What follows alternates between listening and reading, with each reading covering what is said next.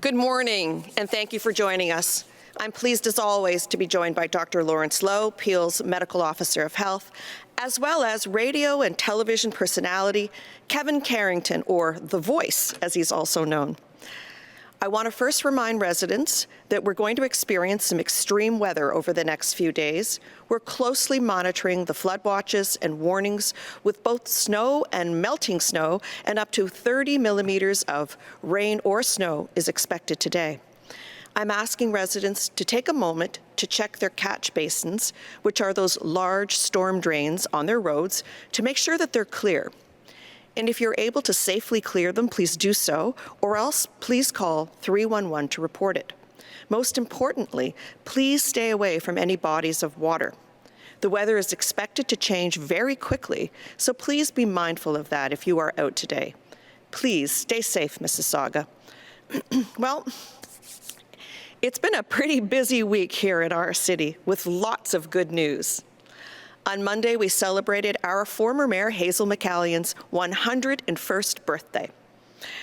I was joined by Premier Ford, Minister Mulrooney, and Phil Verster, CEO of Metrolinx, at the Cooksville GO station to announce that the Hurontario LRT will officially be named the Hazel McCallion Line. It's truly fitting that we're naming the most transformative project in our city's history after our city's most transformative and iconic mayor. I want to congratulate Hazel again and once again thank the Premier and the province for their commitment to this game-changing project, and for his promising comments that he shares our enthusiasm for adding the loop back to the LRT in the downtown. That is something that he wants to see become a reality as much as we do. Ensuring the LRT makes its way around the heart of Mississauga will allow us to build the complete and connected downtown that our residents deserve and that will rival other major Canadian cities. I look forward to discussing next steps with the Premier and Minister Mulrooney, as we already have shovels in the ground and this project is well underway. When complete, the Hazel McCallion Line will support a quarter of all the employment in Mississauga and move over 32 million riders a year, connecting people from across the entire GTHA to our city and beyond. And importantly, there will be a stop right at Hurontario and Queensway, giving people easy access to the new Mississauga Hospital. And that leads me into our other big news. On Tuesday, I joined Trillium Health Partners to announce a $105 million donation from Mattamy Homes Chairman and CEO Peter Gilgan for redevelopment of the Mississauga Hospital. This is the largest donation ever given to a hospital in Canadian history. I want to once again thank Peter Gilgan and the Peter Gilgan Family Foundation for stepping up in the most remarkable way to help us build one of the most innovative hospitals in Canada. When complete, the Peter Gilgan Mississauga Hospital will not only ensure our residents receive first-class health care, but it will increase capacity and reduce wait times while providing good jobs and helping grow our economy. While on the topic of Trillium, I'm happy to report that their situation continues to steadily improve.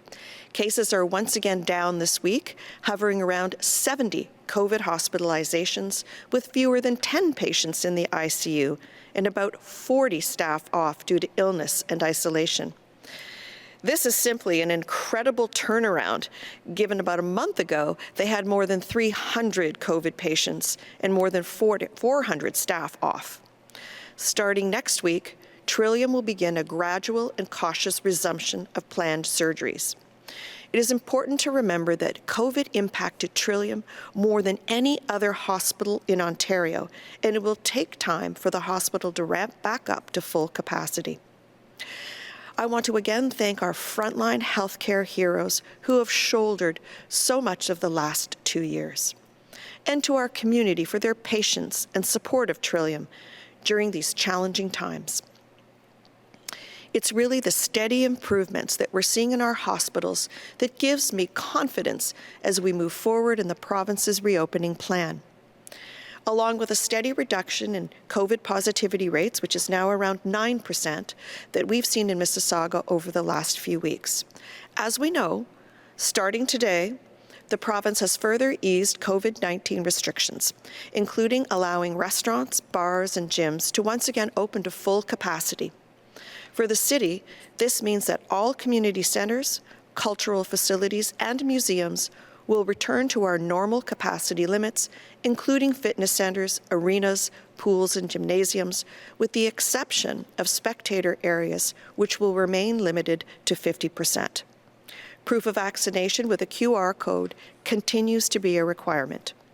Like everyone, I want to return to life as normal as soon as possible. And it's clear that we have passed the peak of Omicron and that we are at a stage where we can learn to live with this virus. This accelerated reopening will help Mississauga businesses begin the process of recovering and getting back on their feet faster. I do at the same time encourage the province to not hesitate in hitting the pause button if our trends start going in the wrong direction. As I've said time and time again, this needs to be the last lockdown on businesses and residents, and in order to ensure that we protect the gains that we have made so far. I believe a steady and reliable supply of free rapid tests should continue to flow from our provincial and federal partners, as they will be key to helping our residents make responsible choices as we begin to return to normal.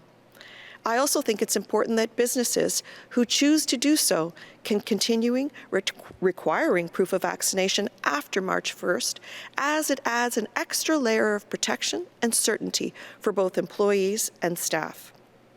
As our response to COVID-19 continues to transition, each resident will need to do their part to keep our community safe.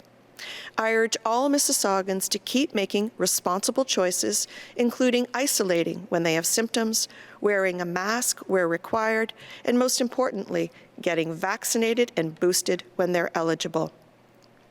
I was delighted that this weekend more than 700 shots were administered at our Doses After Dark event at the Rockwood Mall. I had a great time visiting the pop-up, and I want to thank all the residents who came out to get their first, second, or booster shot, as well as the volunteers and healthcare workers who helped get vaccines in arms.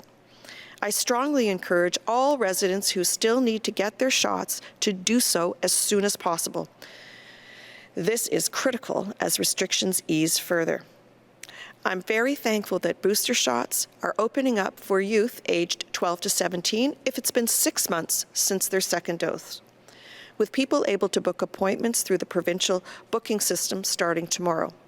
And I'm particularly happy that Dr. Lowe and the Region of Peel are already offering boosters for walk-ins to youth aged 12 to 17 at our Peel clinics. Please visit the Peel Region's website or for more information on all of our fixed clinics or our pop-ups. I'm calling on Mississauga youth to go get boosted as soon as they are eligible. And on that note, I'll turn it over to Dr. Lowe for his update.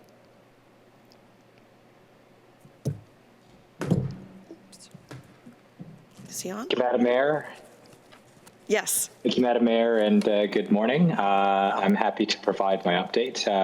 COVID-19 trends continue to improve as we continue our transition. And I really want to thank everyone in Mississauga and our community for sticking together. Before we had a vaccine, everyone came together to reduce contacts and keep others safe, bringing along many more people that would otherwise have been lost. It was difficult, but it saved lives and it made a difference before we had a vaccine. Then we came together to get vaccinated and now to get boosted. And we are now very clear with evidence that 2 doses and a booster has made a significant difference in reducing the risk of COVID-19 infection from something that was previously uncertain and potentially severe to something far more manageable. As of this week, we've now delivered nearly 3.3 million doses of vaccine in the region of Peel.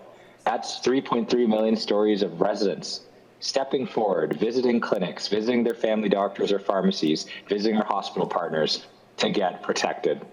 And taken together, this has helped to make the novel coronavirus a little less novel and a little less threatening to Peel's population. It is those millions of stories that have gotten us to this moment of transition where the province has now started a broader reopening in the coming weeks. While we need to continue to stay home if we get sick and keep our germs to ourselves, and also continue to mask as much as possible while in public, many of our day-to-day interactions can start to resume cautiously. As we do, however, it's still critical to get your first 2 doses and a booster. That gives you certainty against severity, no matter what COVID or life throws at us next. So please get vaccinated and boosted without delay.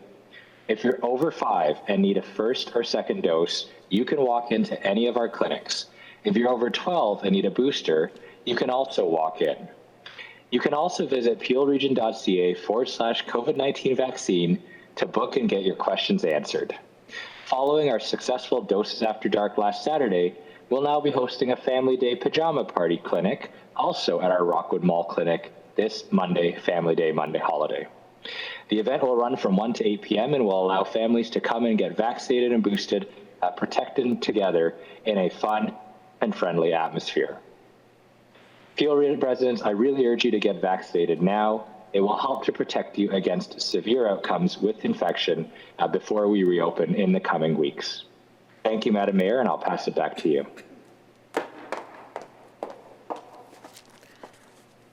Thank you, Dr. Lowe. I want to shift gears a bit to talk about some important actions we've recently taken at the city that reinforces our commitment to equity and inclusion and doing more for marginalized communities. Yesterday, I was joined by Chief Gimma, Stacey Laforme of the Mississaugas of the Credit First Nation, to raise the Every Child Matters flag, which will now fly permanently at City Hall. And I'm proud that we are the first Canadian city to do so. The raising of this flag is our pledge to never forget the Indigenous lives that were lost at former Canadian residential schools and to honor those who survived. It is a symbol of our commitment to truth and reconciliation. Sadly, just on Tuesday, the Kisikus First Nations in Saskatchewan joined the growing number of Indigenous communities who have discovered thousands of unmarked burial sites at former residential schools. After we raised the Every Child Matters flag yesterday, it was immediately lowered to half-mast for 4 days as a sign of solidarity.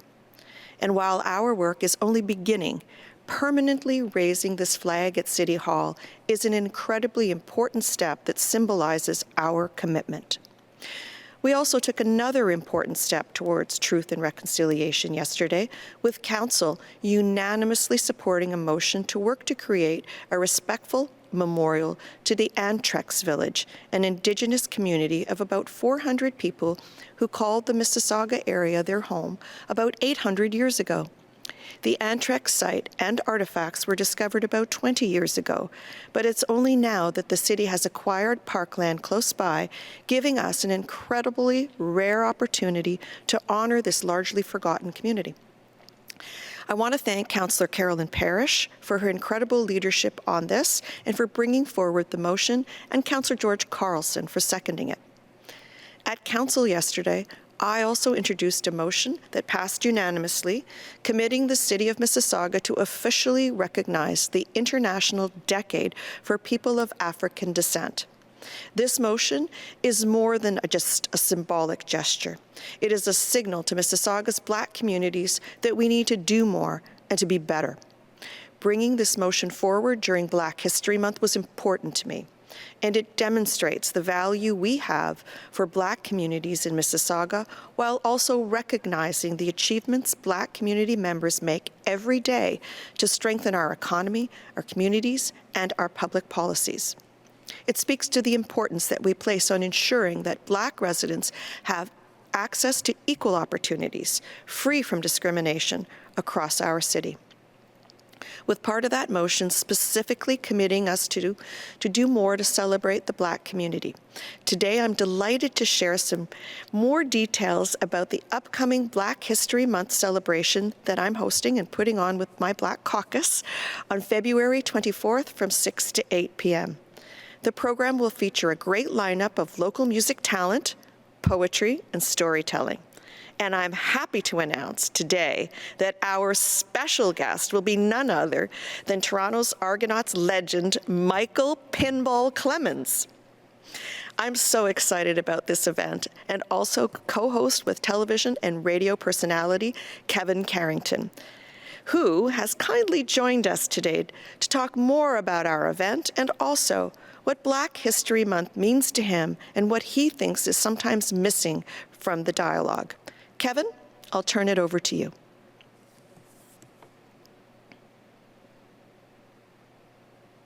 Is he on? To be involved with this hardworking event. Make sure my mic is unmuted there for you. Good. Now, I'm super excited to be involved with this event and the hardworking staff with the Black Caucus and Mayor Crombie's office.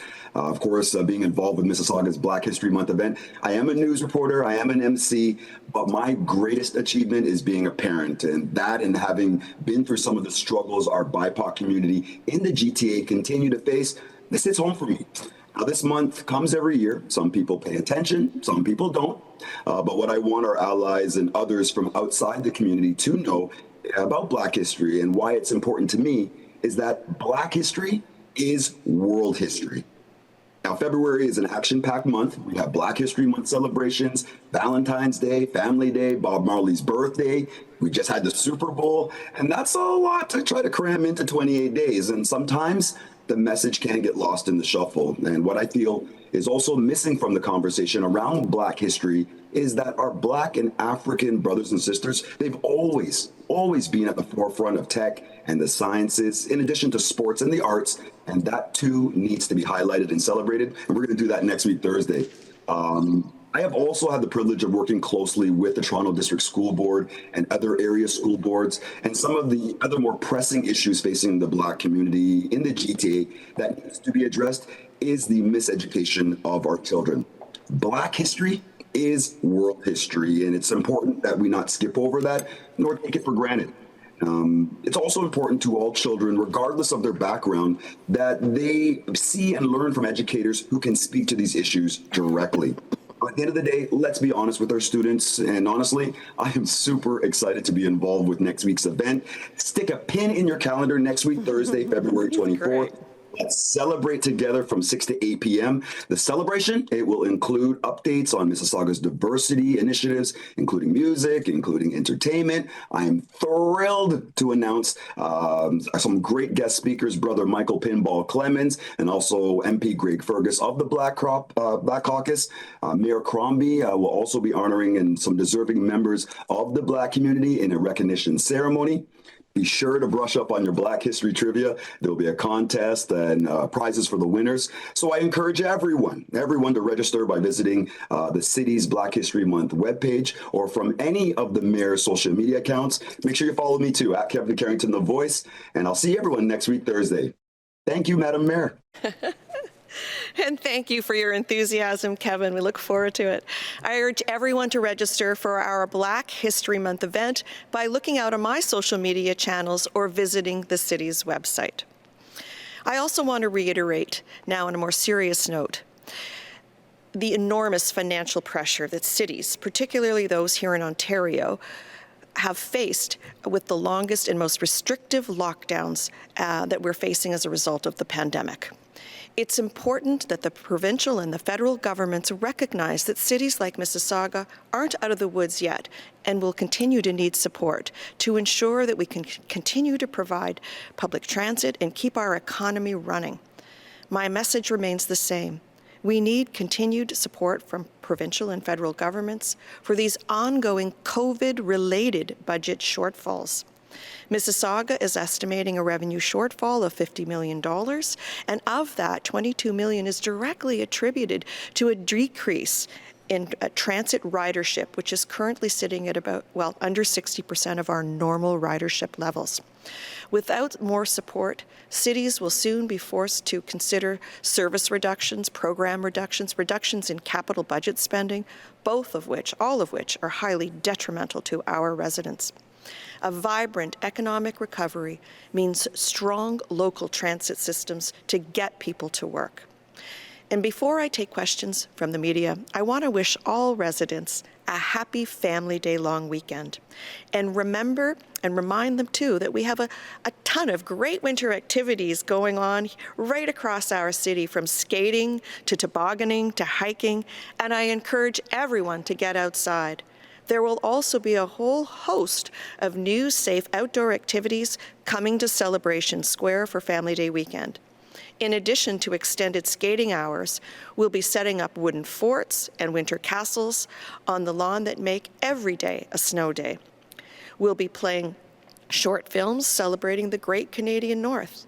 And we'll have food trucks, outdoor heated lounges, and family photo stations celebrating the upcoming Ontario Parasport and Summer Games that will be hosted right here in Mississauga. So please, come check it out if you can. And now, along with Dr. Lowe and Kevin Carrington, the voice, I'm happy to take questions from the media.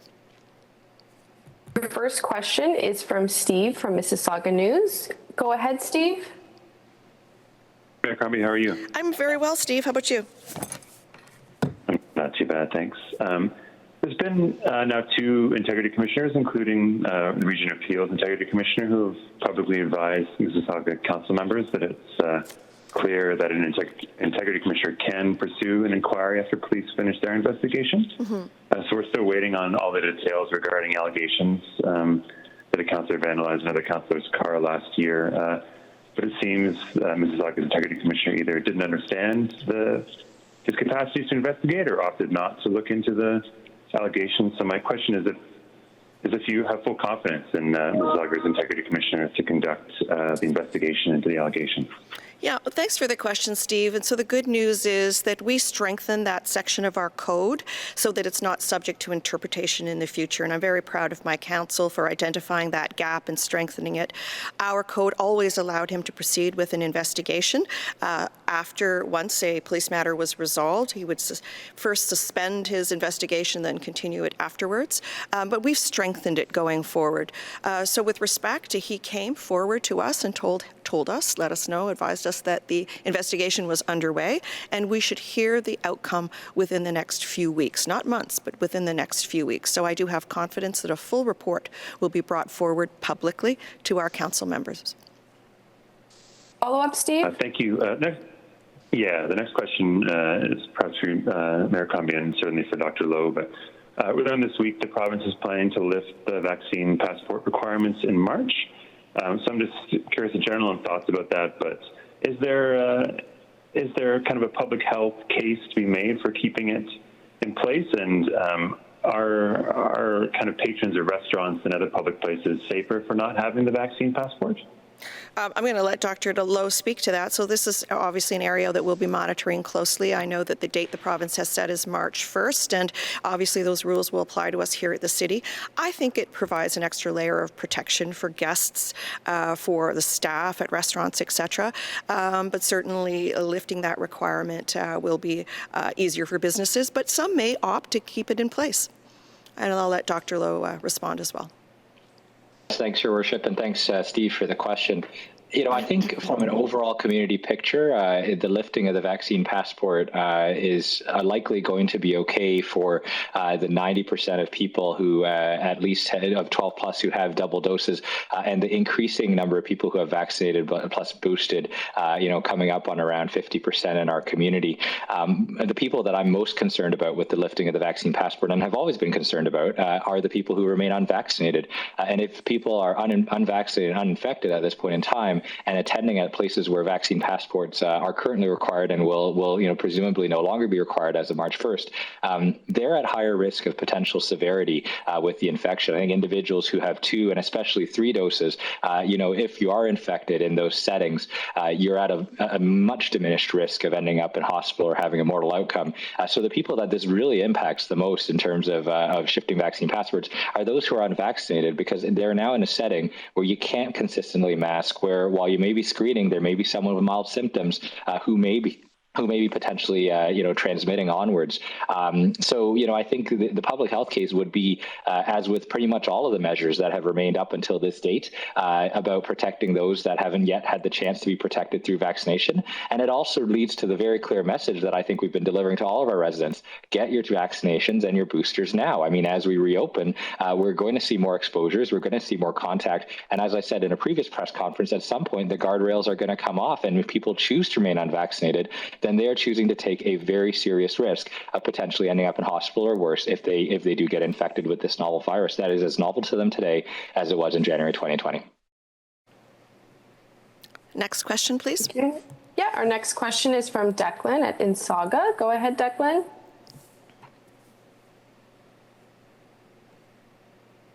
Welcome. Declan, Hey, how are you? Very well, thank you. Good. Just wondering something that's been an issue over the years, decades, and that's Mississauga separating politically from the region of Peel. I know most people, even if they know about that, such an effort is sort of ongoing, they don't understand how it would benefit them. So can you maybe talk about that a little bit and how it would benefit residents moving forward? Yes, certainly, Declan. This is an issue that I'm very passionate about, and I think it's time that Canada's sixth largest city has the ability to control our own destiny, not be part of a region where, priorities are completely different. But Caledon, the beautiful community that is, priorities are largely beginning to focus on the development that will occur. Brampton now building out. They're a developing city, and Mississauga is a mature city. So you can see how our priorities may differ. I think it's time that we have all our commissioners at one table so that we can make informed choices about our own future. I think it was evident during the height of the pandemic where decisions were made that were of benefit to certain parts of the region, but not to others. And I think that really highlighted the discrepancy. We also know that we subsidize much of the region's revenues. We pay 60% of the freight at the region of Peel, yet we only have 50% of the representation. So that has been an issue for us as well. I think there's no reason that a mature city the size of Mississauga that's focused on our growth and building complete communities shouldn't have the ability to merge the upper tier with the lower tier and be one complete city that manages our own finances and controls our own destiny. Follow up, Declan? Yes, thank you. Just with the reopening, Mayor, can people expect a full slate of summer events at Celebration Square, festivals and so forth this year? So, Declan, this is something we're discussing with Council. Of course, situation is evolving very quickly, but now that we're seeing greater reopenings and certainly the loosening of restrictions, that is something that I think may be forthcoming. I don't want to promise, but it looks very good. I know that some of these events and festivals need time to prepare. As you know, that we just went through the corporate grant process and did allocate funding to the festivals, but they do have the option on being live or online. So I'm very hopeful, fingers crossed, that we will be coming together this summer season for the festivals. That was your final question for today. Thank you. Thank you for joining us.